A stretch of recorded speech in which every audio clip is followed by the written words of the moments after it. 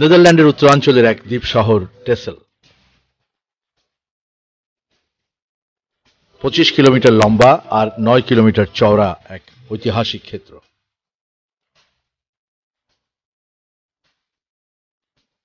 19 শতকের আগে ইউরোপ থেকে এশিয়া, আফ্রিকা এবং উত্তর আমেরিকার পথে টেসেল ছিল নৌপথের প্রধান নোঙর ক্ষেত্র। ইস্ট ইন্ডিয়া কোম্পানির বাণিজ্য মিশনের শুরু এবং শেষ ক্ষেত্র এটি।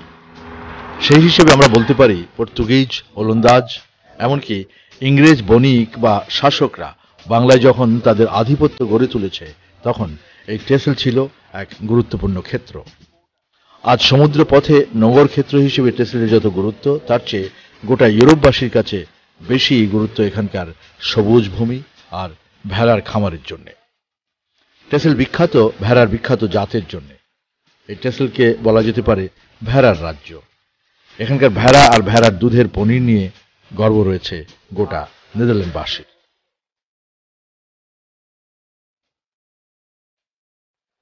অনেক ভেড়ার খামার রয়েছে এখানে এই ডেনবুর্গে। আমাদের গন্তব্য এখানকার এক আদি পারিবারিক খামারে। তরুণ খামারি ইয়ান উইমেল। 50 হেক্টরের মতো জমি আছে তার। এই জমিতে 500 ভেড়া পালছে। ডেনভার এমনই একটি জায়গা যে জায়গাটির কৃষকের মূল অর্থনীতি হচ্ছে মেষ লালন পালন। তা থেকে তারা মাংস, নানান ধরনের চিজ উৎপাদন, এটাই তাদের মূল কৃষি অর্থনীতি। আমরা যে সময়টিতে হাজির হয়েছি তখন ভেড়ার পালের জন্য মধ্যাহ্নের বিশেষ খাবার দেয়া হচ্ছে। দৃশ্যটি অদ্ভুত। সারাদিন দল বেঁধে এরা চলে বেড়ায় এই সবুজ সুন্দর মাঠে। সবুজের মাঝে এদের উপস্থিতি অন্যরকম। প্রকৃতিকে এরাই সাজিয়ে তোলে অন্য এক রূপে।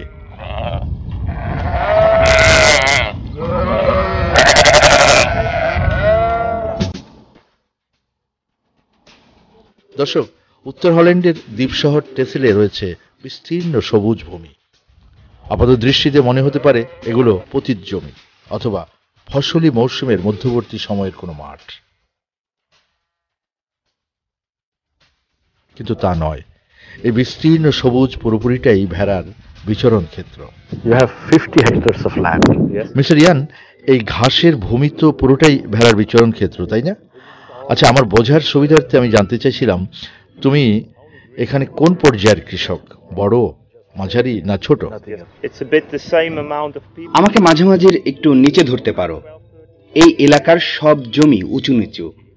এখানে ফসল আবাদে খুব বেশি সুবিধা করা যায় না, সেই প্রচলনও নেই। তাই ভেড়া পালনই এখানকার ঐতিহ্য বা চলন। আর তুমি তো নিশ্চয়ই জানো এই টেসেল ভেড়ার জন্য বিখ্যাত। সারা পৃথিবীতে খ্যাতি আছে এখানকার ভেড়ার। আর ভেড়া পালনকে এখানকার কৃষক নয় শুধু, সরকারও বিশেষ গুরুত্ব দিয়ে থাকে। আচ্ছা, এর ঐতিহাসিক গুরুত্বও রয়েছে। সব মিলিয়ে এখন টেসেলের এই ডেনবুর্গ এলাকাটি পর্যটকদের জন্য অনেক বেশি আকর্ষণীয়। কেন কেন? তারা ভেড়ার মাংস, দুধ, পনির এগুলোর জন্য এখানে আসে, আবার দেখতেও আসে। ও তাই? ও হ্যাঁ, আরেকটি কথা তোমাকে জানিয়ে রাখি, এই টেসেলের সঙ্গে ব্রিটিশ ইস্ট ইন্ডিয়া কোম্পানির ইতিহাস জড়িয়ে আছে।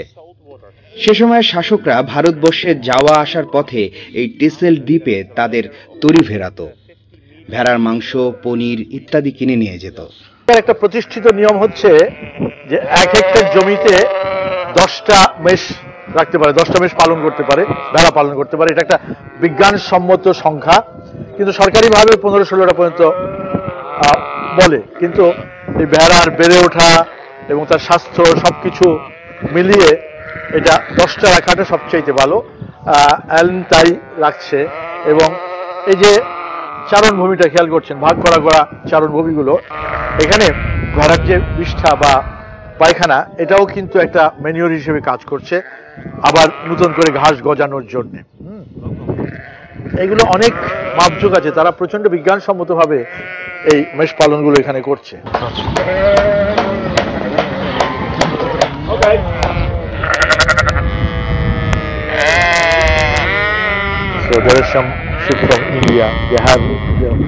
আচ্ছা, একটি বিষয় জানা খুব দরকার, এখানকার ভেড়াগুলোর জাত কি? কোন জাতের ভেড়া এগুলো? এগুলো সবই টেসেল জাতের, বিখ্যাত টেসেল ব্রিড। যাকে বলে পিনটেল শিপ বা ওই যে ছোট লেজের ছোট ভেড়া। লেজের ভেড়া, হ্যাঁ হ্যাঁ হ্যাঁ। এই জাতের ভেড়া খাবার কম খায়, মাংস পাওয়া যায় বেশি, আর এই জাতটি অনেক শান্ত। এরা যে কোনো পরিবেশকে সহজে মানিয়ে নিতে পারে। গ্রীষ্মকালীন পরিবেশ, শুষ্ক অঞ্চল হোক, পৃথিবীর যে কোনো জায়গাতেই খাপ খাইয়ে নেওয়ার মতো বৈশিষ্ট্য এদের রয়েছে। এই জাতের ভেড়া নিউজিল্যান্ডেও আছে, আমেরিকাতেও আছে। আমার মনে হয় তোমাদের বাংলাদেশেও পাবে। আর এখন তো সবখানেই জাত সংকরায়িত হচ্ছে, সব খামারেই রয়েছে মিশ্র জাতের ভেড়া। হ্যাঁ, তোমার কথাতেই তাই মনে হলো। আমাদের বাংলাদেশের প্রতিবেশী দেশ যে ভারতে ভেড়ার জাত এসছে, সেগুলো আমাদের সীমান্ত এলাকার জেলাগুলোতে পালন হচ্ছে, আর পুরনো জাতগুলো তো আমাদের নিজের রয়েছেই। যা হোক, তুমি কি এই টেসেলের একজন কৃষক মার্কের কথা শুনেছো? সে তো ফসলের লবণ সহিষ্ণু একটি জাতের গবেষণা করে বেশ ভালো ফলাফল পেয়েছে। আলুর 200টি লবণ সহিষ্ণু জাত নাকি সে উদ্ভাবন করেছে, শুনেছো তুমি? হ্যাঁ, জানি তো। ও মার্ক তো অনেক নামকরা একজন কৃষক। আচ্ছা। সে একজন বিজ্ঞানীর মতো কাজ করে চলছে। তার কাজগুলোতে সে সত্যিই সফল।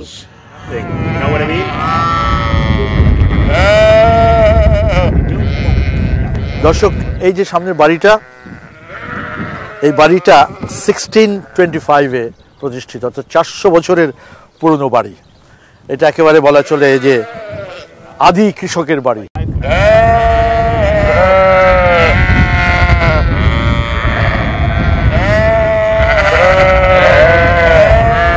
I know.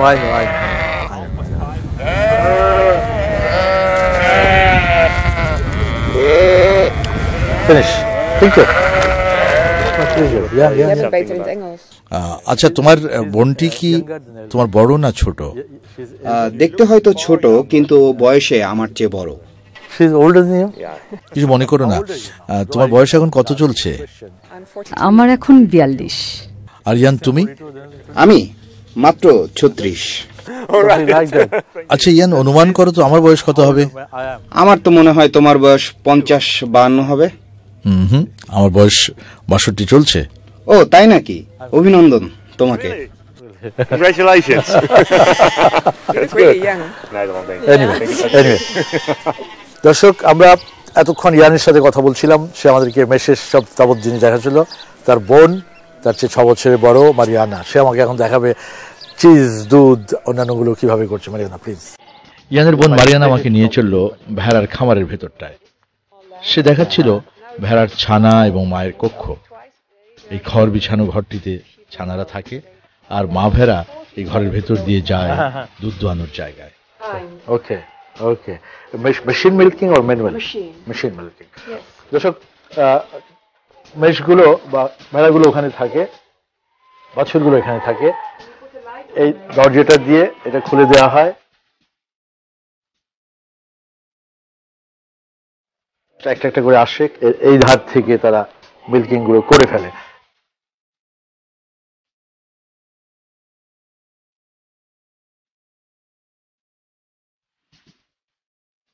আমি আপনাদের দেখিয়েছিলাম বার্মিংহামে এর আগে, যেটা যান্ত্রিকভাবে কি করে গরুগুলো ঢুকছে, মিল্কিং মেশিনে হচ্ছে। So you do this machine milking. It's a bit like cow milk. প্রথমে ভেড়ার ছানা এনে মায়ের ওলানের দুধ নামিয়ে দিয়ে যায়, পরে মেশিনের সাহায্যে দুধ দোয়ানো হয়। বলা যায় প্রাকৃতিক ও যান্ত্রিক পদ্ধতির মিশেল। The milk out of the ওকে। একটি ভেড়া দিনে কতটুকু দুধ দেয়? 1.5 লিটারের মতো। তাহলে তোমার এখানে কতগুলো ভেড়া দুধ দিচ্ছে এখন? 100টির বেশি। প্রতিদিন কত দুধ পাওয়া যায় এখান থেকে? কম বেশি 175 লিটার। এর সবই কি তোমার খামারে পনির তৈরির কাজে ব্যবহার হয়, নাকি না অন্য কোথাও ব্যবহার করছো? বেশিরভাগই আমাদের খামারে পনির তৈরিতে ব্যবহার করি। কিছু অন্য খামারিদের কাছে বিক্রিও করি, তারাও পনিরই তৈরি করে। for most of the milk we make cheese.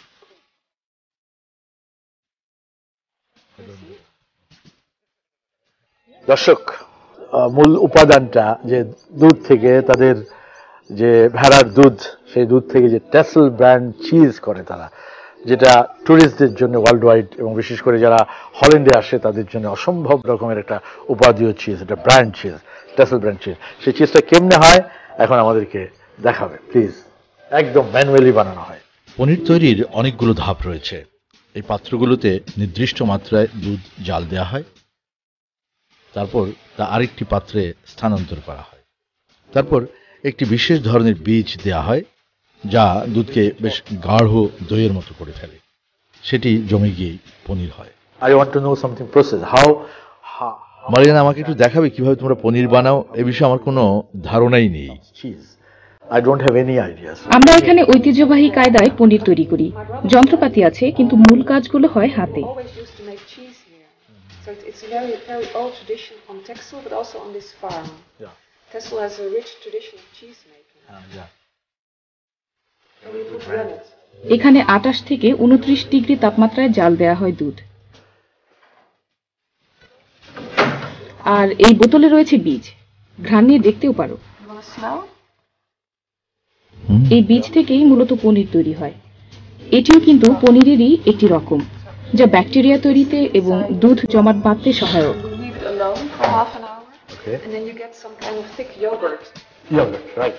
And this is our cutting machine. Okay. We have very large knives. These ones. So we put them and it cuts the yogurt into small pieces. Okay. And then you get small white pieces. হ্যাঁ, বুঝলাম। আচ্ছা, দুধ থেকে পনির তৈরির একেবারে শেষ ধাপ পর্যন্ত কতটুকু সময় লাগে মারিয়ানা? No. 8 থেকে 9 ঘন্টা। অনেক সময়। হ্যাঁ, পনির তৈরির পর কয়েকদিন তা বিশেষ তাপমাত্রায় সংরক্ষণ করা হয়। এতে পনিরের স্বাদ, গন্ধ সবই বেড়ে যায়। Called whey. Oh, yeah. It's yellow fluid. এই কক্ষটা নিয়ন্ত্রিত তাপমাত্রা, এই হচ্ছে তার আসল জায়গা। এখানে Can I cheese take the noise off? দেখো দেখো, উপরের গুলো কয়েকদিন আগেই তৈরি করা, সেই কারণে শুষ্ক। for us. Oh, on making bread. What is right here? আচ্ছা, এখানে কি লেখা আছে এই গায়ে? এখানে লেখা আছে ভেড়ার দুধের পুন। ও আচ্ছা। We also have a shop here. Yeah. My mother is there. Wait. Are you getting any sort of subsidy from the government? Get some subsidy per hectare. Per hectare you get some. এটা দরকার। এরই মধ্যে লক্ষ্য করলাম খামারি ইয়ানের বাড়িতে আমাদের মধ্যাহ্নভোজের আয়োজন চলছে। ইয়ানের বোন মারিয়ানা রুটি নিয়ে খাবার ঘরে যাচ্ছে। দর্শক, আমি এখন একজন তরুণ কৃষকের সাথে আপনাদের পরিচয় করিয়ে দেব। ডিয়ার কিয়া, সে একজন স্কুল ছাত্রী। সে অ্যানিমেল কেয়ারিং এর উপরে তার ইন্টার্নশিপ করার জন্য এখানে আসছে। অনেক ধরনের ইন্টার্নশিপ আছে, সে বেছে নিয়েছে এই অ্যানিমেল কেয়ারিং এর ইন্টার্নশিপ। এই পরিবারটির সাথে কাজ করছে। How are you my dear? Good, thank you. Yeah, How are you? Fine, thank you. দর্শক, এই মুহূর্তে আমি আপনাদেরকে মনে করিয়ে দিতে চাই যে আমাদের দেশে আমরা ফিরে চল মাটির টানে তরুণ উদ্যোক্তাদেরকে, ছাত্রছাত্রীদেরকে, শিক্ষার্থীদেরকে কৃষির প্রতি আগ্রহী করার জন্য যে কাজটি আমরা করে থাকি, এটা কৃষিপ্রধান দেশ হিসেবে আমাদের এই কাজটা আরও ব্যাপকভাবে করা দরকার। কিন্তু আমাদের রাষ্ট্রীয় ব্যবস্থার ভেতরে কৃষি শিক্ষা থেকে শুরু করে কৃষির প্রতি শিক্ষার্থীদেরকে অনুরাগী করার সেই রকম ব্যবস্থা আছে বলে আমি অন্তত দেখিনি। কিন্তু পৃথিবীর অনেক দেশে আমি ঘুরেছি, কৃষি যাদের প্রধান নয় এমন দেশও আছে যে সবাইকে কৃষি শিক্ষা নিতেই হয়। হল্যান্ড যদিও কৃষি প্রধান দেশ, একটি তার মধ্যে যারা অনেক বেশি কেয়ারিং এই দিকটাতে। ডিয়া, আচ্ছা, তুমি ইন্টারনেটে আসছো, তুমি কি করছো এখানে? I'm here because I have to work for school. আমি মূলত আমার স্কুলের অ্যাসাইনমেন্টেই এখানে এসেছি। এই খামারে কাজ করছি ও সব সময় শিখছি। আমি গৃহপালিত এসব প্রাণী খুবই পছন্দ করি। এগুলো অনেক সুন্দর, ওরা এরই মধ্যে আমাকে চিনে ফেলেছে। আমি যখন ওদের উদ্দেশ্যে বিশেষ শব্দ করি, ওরা তখন সাড়া দেয়। অদ্ভুত এক ব্যাপার। এই ভেড়াগুলো জানে কতক্ষণ ওদের বাইরে থাকতে হবে, ঠিক কখন ওদের খোয়ারে ফিরতে হবে। এগুলো দারুণ উপভোগ্য। আমার 10 সপ্তাহের ইন্টার্নশিপে আমি এমন কিছু বিষয় শিখেছি যা প্রচলিত পাঠ্য ব্যবস্থার বাইরে বিরাট এক শিক্ষা। এটি আমার জন্য অনেক গর্বের। আচ্ছা, তুমি কেমন শব্দ করছিলে আর ভেড়াগুলো সাড়া দিচ্ছিল, সেটি আবার করো তো।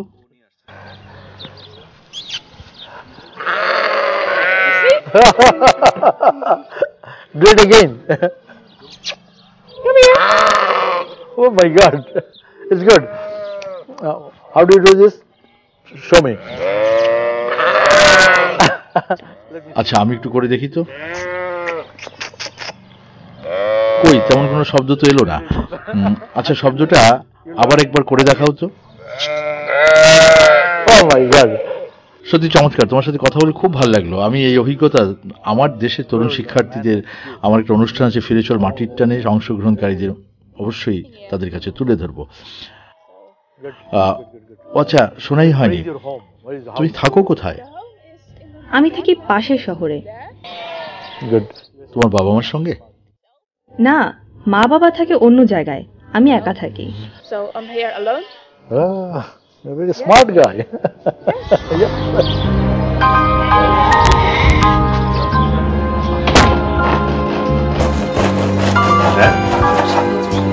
এরপর ইয়ানের আমন্ত্রণে একেবারে সাধারণ ওলন্দাজ পরিবারের রান্না এবং খাবার ঘরে ঢুকে গেলাম আমরা। মারিয়ানাই সব গুছিয়েছে। সাধারণত রুটি তাদের প্রধান খাবার। এগুলো কি ঘরে তৈরি রুটি? হ্যাঁ, ঘরে তৈরি। এগুলোই আমাদের মধ্যাহ্নভোজের প্রধান উপকরণ। Butter. Butter. This is jam. I'll try. Yeah. Thank you. আমি খুবই সৌভাগ্যবান, আজকে আমার কাছে খুবই ভালো লাগছে যে গত 30টি বছর যাবৎ কৃষি নিয়ে কাজ করছি দেশের ভেতরে, দেশের বাইরে। বাংলাদেশের ভেতরে অনেক কৃষক পরিবারের বাসায় এরকম কাজ করতে গিয়ে, শুটিং করতে গিয়ে দুপুরে খাবার খেয়েছি। এই যে কৃষকের আন্তরিকতা, এই যে ভালোবাসা, এই যে ভালো লাগা, এগুলো সব বাংলাদেশের না, শুধু না, পৃথিবীর সব দেশের কৃষকেরই এই আন্তরিকতা একই রকমের, লাইক দেম। পৃথিবীর সবচাইতে ধনী দেশগুলোর একটি হচ্ছে হল্যান্ড। হল্যান্ডের একটা কৃষক পরিবারের ঘরে বসে দুপুরে খাচ্ছি। আমি অনেকটা এই মুহূর্তে আবেগপ্রবণ তাদের আন্তরিকতায়, আতিথেয়তায়। আমি আশা করি আমার সাথে বাংলাদেশের এই মুহূর্তে যারা টেলিভিশনে বসে এই প্রতিবেদন দেখছেন, দেশের বাইরে যারা দেখছেন, সবাই আমাদের সাথে এই আতিথেয়তায় অংশ নেবেন। এবং আমাদের সাথে আছেন এই পরিবারের বৃদ্ধ মা।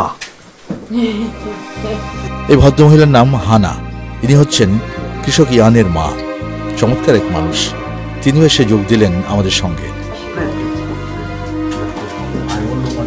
সত্যি বিদেশের মাটিতে মায়ের মমতা জড়ানো এক মধ্যাহ্নভোজ। দর্শক, আমরা লাঞ্চ করবো দুপুরে টেসেল চিজ দিয়ে। টেসেল চিজ, ভেরি ট্র্যাডিশনাল চিজ, এই কৃষক পরিবারের নিজের বানানো চিজ। এর সাথে আছে ব্রেড। ইয়েস, বেশ উন্নত মানের